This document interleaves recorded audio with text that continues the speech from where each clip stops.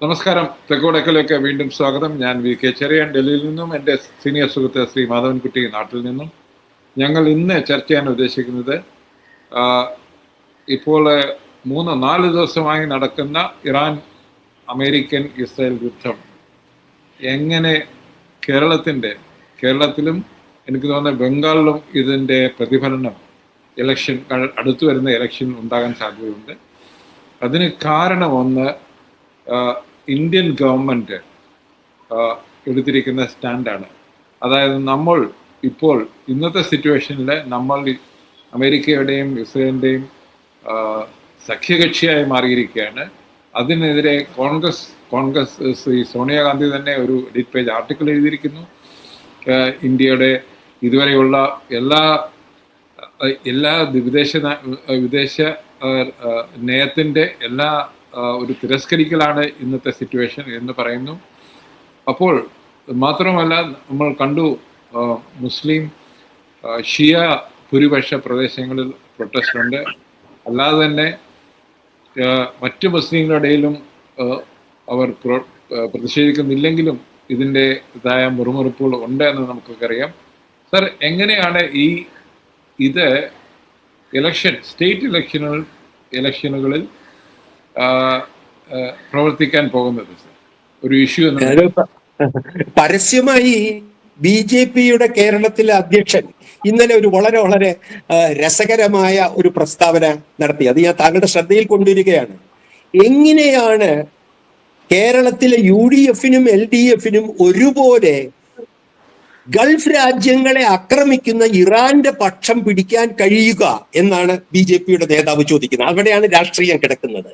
അപ്പോൾ അദ്ദേഹം ഉന്നയിക്കുന്ന പ്രശ്നം ഇതാണ്: നമ്മൾക്ക് നിങ്ങളുടെ കേരള മലയാളി NRIs എന്ന് പറയുന്നത് ഗൾഫ് രാജ്യങ്ങളിൽ 20 ലക്ഷം കുറഞ്ഞത് വരും. 20 ലക്ഷം ആളുകൾ, അതിൽ 1/5 സ്ത്രീകൾ, അതിൽ പകുതി നഴ്സുമാരായി ഒരുപക്ഷെ യുദ്ധമേഖലയിലെ ആശുപത്രികളിലും പണിയെടുക്കുന്ന മലയാളി സഹോദരിമാർ. ഇതൊരു യാഥാർത്ഥ്യമായി ഉണ്ട് അവിടെ. അപ്പോൾ ഗൾഫ് രാജ്യങ്ങളിൽ സ്വാതന്ത്ര്യമില്ല, രാജഭരണമാണ്, അവിടെ ഏകാധിപത്യമാണെന്നുള്ളതൊന്നും കേരള രാഷ്ട്രീയത്തിൽ ഒരു ചർച്ചയേ അല്ല. അത് മറക്കണ്ട. ഇറാനിലെ ഏകാധിപത്യത്തെക്കുറിച്ചും അമേരിക്കയുടെ സാമ്രാജ്യത്വത്തെക്കുറിച്ചും ട്രംപിന്റെ ഏകാധിപത്യത്തെക്കുറിച്ചും ഒക്കെ പറയുമ്പോൾ, പുടിന്റെ ഏകാധിപത്യത്തെക്കുറിച്ച് പറയുമ്പോൾ കേരളത്തിൽ ആരും ദുബായ് ഷെയ്ഖിന്റെയോ സൗദി രാജകുമാരന്റെയോ ഏകാധിപത്യത്തെ പറ്റി ഇവിടെ പറയാറില്ല. കാരണം അത് അവരുടെ ജീവിതം ഇല്ലാതാക്കുമെന്ന ഭയം കൊണ്ടല്ലേ. അപ്പൊ നമ്മളുടെ രാഷ്ട്രീയം അവിടെ അവസാനിക്കുകയാണ്. ഈ രാജ്യങ്ങളിൽ നിന്നും ഉണ്ടാകുന്നില്ല. എന്തുകൊണ്ട് വീണ്ടും ബ്രിക്സിന്റെ തലവൻ, ഇത് വീണ്ടും ബ്രിക്സിന്റെ ചെയർമാനാണ് ഇന്ത്യ, അറിയാമോ? ബ്രിക്സിന്റെ അധ്യക്ഷനാണ് മോഡി. ആ മോഡിയാണ് ഒരക്ഷരം അനുശോചനം പോലും പറയാത്തത്. അതിൽ ബ്രിക്സിന് പരാതിയുണ്ടോ? എങ്ങനെ ഈ ബ്രിക്സിന്റെ തലപ്പത്ത് മോഡിക്ക് ഇരിക്കാൻ കഴിയും?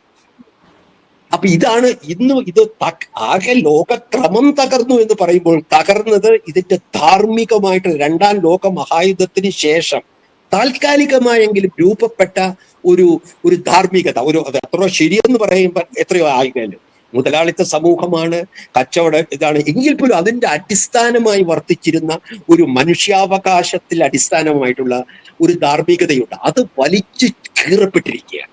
അതിന്റെ ഏറ്റവും വലിയ ഉദാഹരണമാണ് മോഡി. അത് തന്നെ. അല്ല, പക്ഷേ ഈ ധാർമ്മികത പോകുന്നത് നമ്മൾ കണ്ടതെന്ന് അമേരിക്ക ടാരിഫ് വെച്ച് അവരുടെ ചുങ്കം വഴി വിദേശ നയം അല്ലെങ്കിൽ ബയലാറ്ററൽ ആൻഡ് മൾട്ടിലാറ്ററൽ ബന്ധങ്ങൾ തീരുമാനിക്കാൻ ശ്രമിച്ചപ്പോൾ നമ്മൾക്കത് മനസ്സിലായതാണ്. അതായത് ധാർമ്മികതയല്ല, ഡീൽസ് ആണ് ലോകത്തെ നയിക്കാൻ വേണ്ടി ശ്രമിക്കുന്നത്. അദ്ദേഹം വളരെ ട്രംപ് ഒരു ക്യാപിറ്റലിസ്റ്റ് ആയതുകൊണ്ട് അദ്ദേഹത്തിന് അതിനെപ്പറ്റി യാതൊരു സംശയമില്ലാതെ അദ്ദേഹം പറയുകയും ചെയ്തു, I will use the trade deals to stop war, bring peace എന്നൊക്കെ പറയും. അപ്പോൾ നമുക്ക് ഇന്നത്തെ സിറ്റുവേഷൻ കൊണ്ട്, ഇറാനിലെ സിറ്റുവേഷൻ കൊണ്ട് ഒന്ന് വളരെ ക്ലിയർ ആണ്. താങ്കൾ പറഞ്ഞ 2ാം ലോക മഹായുദ്ധത്തിന് ശേഷമുള്ള ഒരു വേൾഡ് ഓർഡർ ധാർമ്മികതയിൽ ധാർമ്മികതയിലും ഇന്റർനാഷണൽ ലോ അത് എഴുതുന്നതല്ല, പക്ഷേ ഒരു